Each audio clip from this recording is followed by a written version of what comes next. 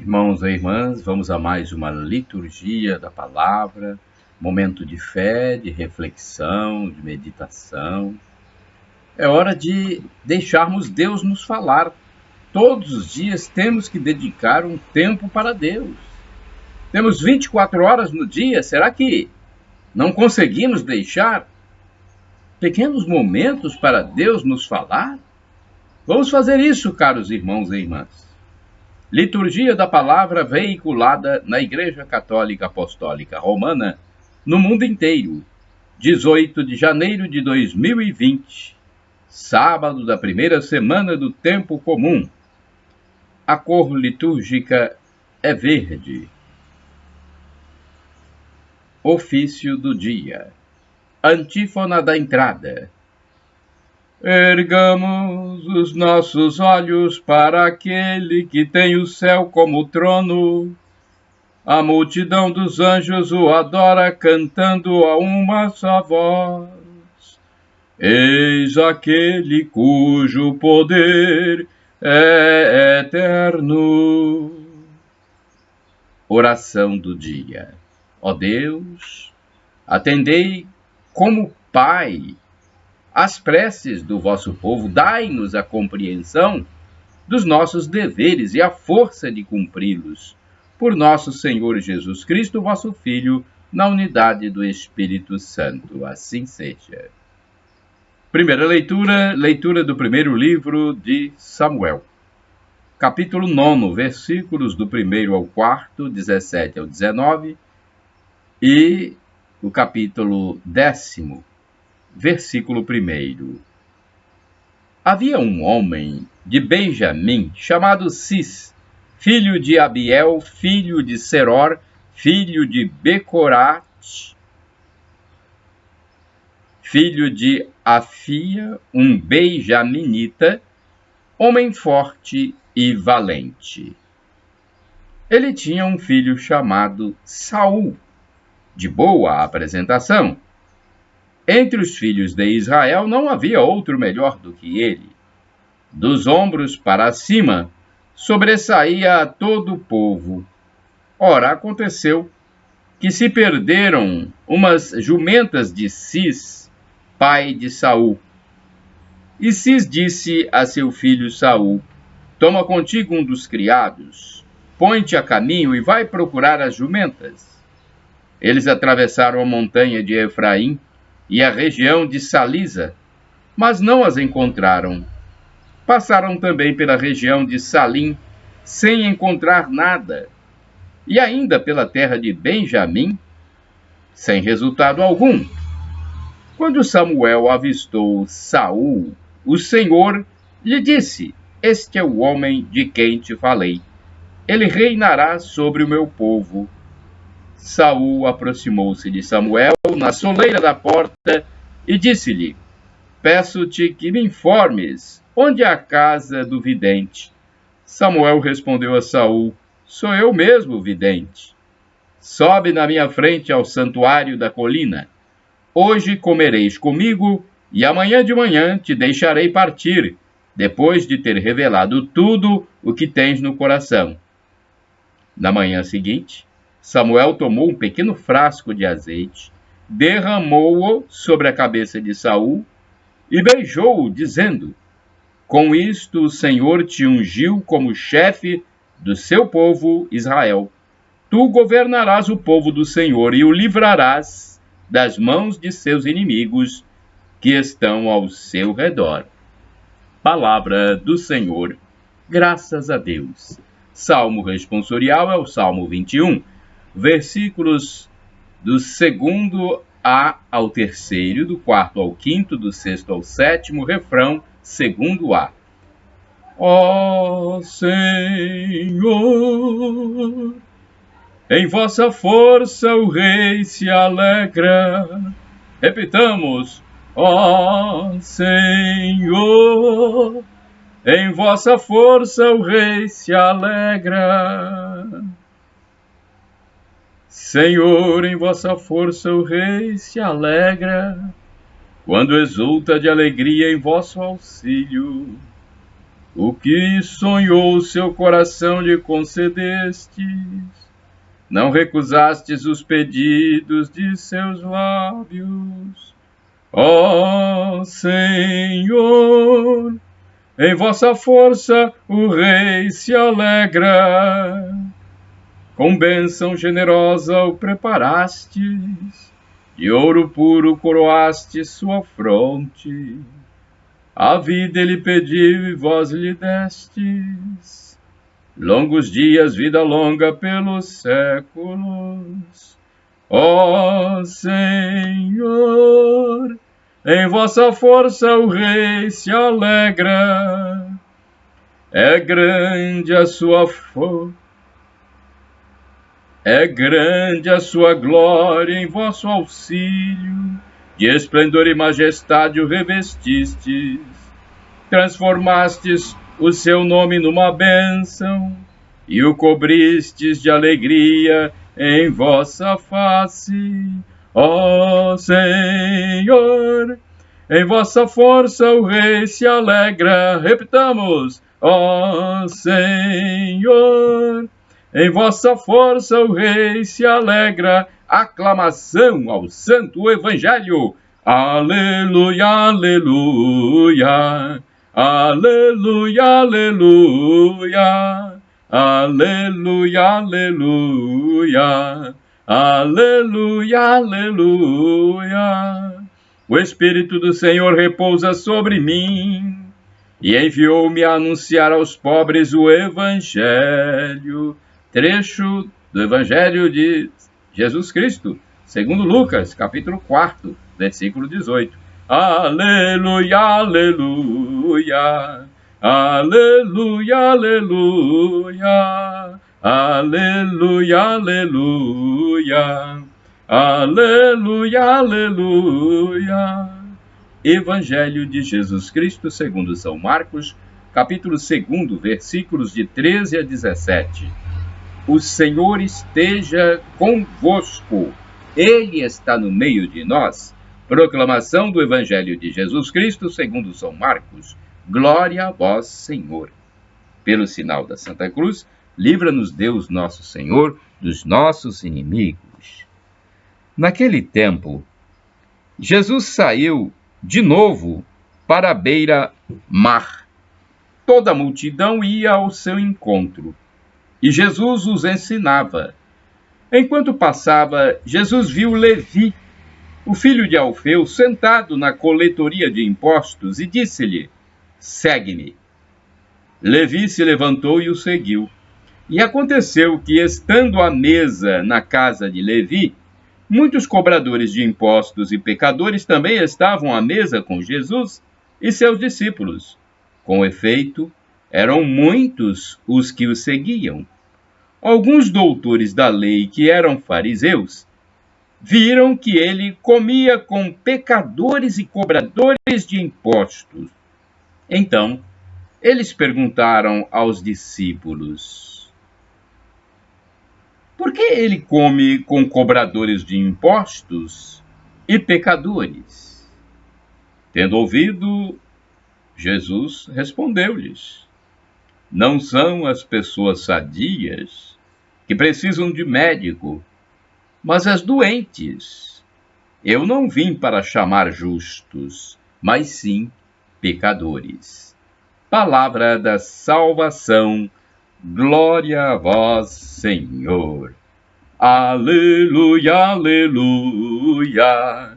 Aleluia, aleluia. Aleluia, aleluia. Aleluia, aleluia. Primeira reflexão do livro Palavra e Vida 2013, da editora Ave Maria. Da rua para a mesa e da mesa para a rejeição dos instruídos. Tudo acontece de repente neste evangelho. Primeiro, o encontro entre Jesus e Levi, que é o evangelista Mateus. Repentinamente, aquele homem deixa seu trabalho, certamente muito produtivo, para seguir a Jesus. Mas Antes, há uma refeição de despedida. Convida seus amigos para que conheçam a Jesus. Ali se produz a rejeição. Jesus se mistura aos pecadores e gente de má fama. Ainda bem que a narração não termina com a rejeição, mas sim com a acolhida para todos, inclusive para os fariseus e todos que eram como eles. Agora temos outra reflexão mais apurada de Antônio Carlos Santini. Ele é liderança da comunidade Nova Aliança, comunidade católica. O e-mail dele é santini@novaalianca.com.br. Liturgia comentada do Santini. Por que ele come com pecadores? Por que ele come com pecadores? Marcos, capítulo 2, versículos de 13 a 17. Gente honesta, ou que assim se vê, costuma estranhar a presença de Jesus no meio daqueles que parecem viver fora da lei e das normas. Assim foi, assim será. São Pedro Crisólogo, que viveu entre 380 e 450 depois de Cristo, comentou este evangelho em um sermão. Deus é acusado de se inclinar para o homem, estender-se junto ao pecador, ter fome de sua conversão e sede de sua volta, de tomar o alimento da misericórdia e a taça da benevolência. Mas o Cristo, meus irmãos, veio a esta refeição. A vida veio ao meio destes convivas para que, condenados à morte, eles vivam com a vida. A ressurreição deitou-se para que se ergam de seus túmulos aqueles que ali jaziam. A bondade se abaixou para elevar os pecadores ao perdão. Deus veio ao homem para que o homem chegue a Deus. O juiz veio à refeição dos culpados para arrancar a humanidade da sentença de condenação. O médico veio entre os doentes para os restabelecer, comendo com eles. O bom pastor inclinou o ombro para reconduzir a ovelha perdida ao redil da salvação. Por que ele come com os publicanos e os pecadores? Mas quem é pecador, senão aquele que se recusa ver-se como tal? Isto não é afundar mais ainda no seu pecado e, para dizer a verdade, identificar-se com ele ao deixar de se reconhecer pecador? E quem é injusto, senão aquele que se considera justo? No entanto, fariseu, tu leste a palavra do Salmo. Nenhum vivente está justificado diante de ti. Salmo 143, versículo 2. Por todo o tempo em que estamos neste corpo mortal, domina em nós a fragilidade. Mesmo se triunfamos dos pecados de ação, não podemos vencer aquele pecado do pensamento, e são vários, e evitar toda injustiça. E mesmo que tenhamos a força de escapar a isso materialmente e sejamos capazes de vencer toda falta consciente, como poderíamos abolir as faltas de negligência e os pecados de ignorância? Vamos, fariseu, confessa o teu pecado e poderás vir à mesa de Cristo. Cristo se fará pão para ti, o pão que será partido para o perdão de teus pecados. Cristo se tornará a taça para ti, a taça que será derramada para a remissão de tuas faltas. Vamos, fariseu, partilha da refeição dos pecadores, e Cristo partilhará de tua refeição.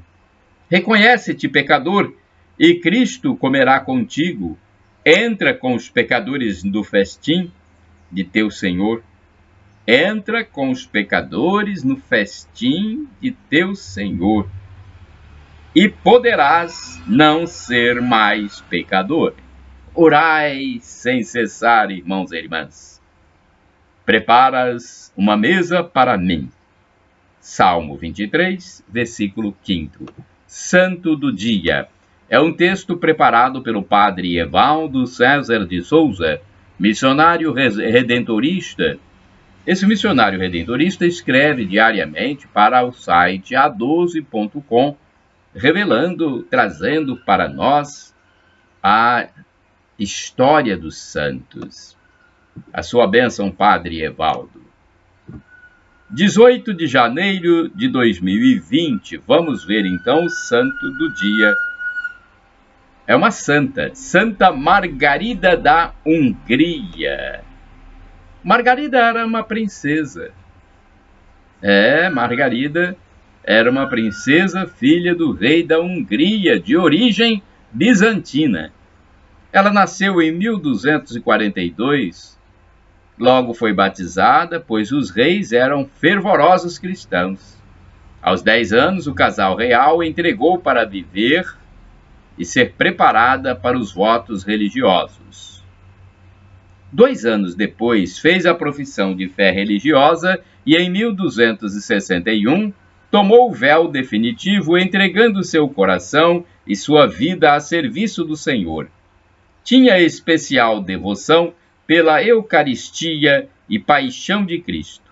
Ela foi um exemplo de humildade e virtude para as outras religiosas. Rezava sempre e fazia muitas penitências. Margarida, ainda que fosse princesa, não teve uma formação intelectual primorosa.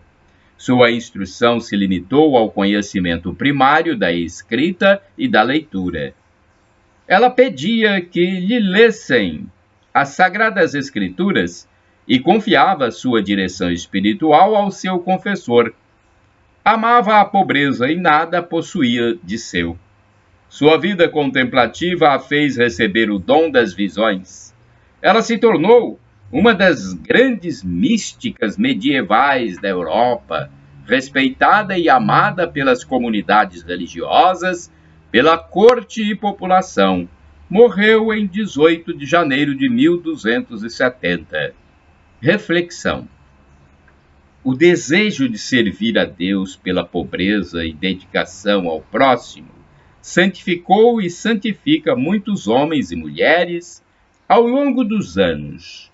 A vida de Santa Margarida da Hungria é um belo exemplo de como, pelo amor a Deus, nossa vida pode alcançar a mais completa felicidade, ainda que cercada de sofrimentos e dores. Ó Deus, de misericórdia e bondade, compadecei-vos de todos os que sofrem, os que choram, os que passam por suas duras provações. Eu vos peço, Senhor, fortalecei-os na fé, para que busquem vossa vontade e estejam dispostos a acolhê-la. Por Cristo nosso Senhor. Amém. Santa Margarida da Hungria, rogai por nós. Nós, católicos, apostólicos, romanos, acreditamos que os santos estão em comunhão com Deus. Suas almas estão junto de Deus. Por isso pedimos que roguem por nós, pela nossa salvação. Shalom Adonai é uma expressão hebraica que significa a paz do Senhor. El Shaddai, Deus onipotente, Deus todo-poderoso, Ele há de prover, acredite, Ele providenciará.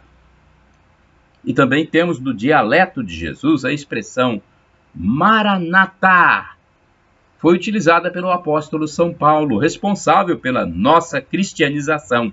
Foi São Paulo que saiu pelo mundo por determinação de Cristo Jesus, a fim de praticar a missionariedade. Então, ele é o apóstolo dos gentios e disse, Maranatá, dialeto de Jesus, o aramaico, significa Senhor vem, a segunda vinda de Cristo. O sofrimento de agora nem se compara com a glória futura que será revelada em nós na segunda vinda de Cristo. A glória que será revelada em nós é a nossa transfiguração, a nossa transformação, quando viveremos a vida eterna em plena felicidade, no verdadeiro paraíso, louvando a Deus, junto com todos os santos e anjos. Shalom, a paz!